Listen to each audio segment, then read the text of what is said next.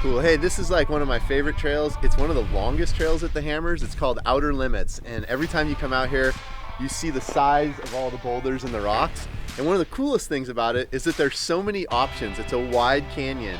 And so there's developed to be like 2 or 3 lines, and you have to choose between them. And every year rocks shift and move, vehicles change, stuff like that goes on. But this is gonna be a tough trail because cars will break and clog a line, or cars will be stuck in winching. And so you might not get to take your preferred line. So you really do have to pre-run and check out all the options out there.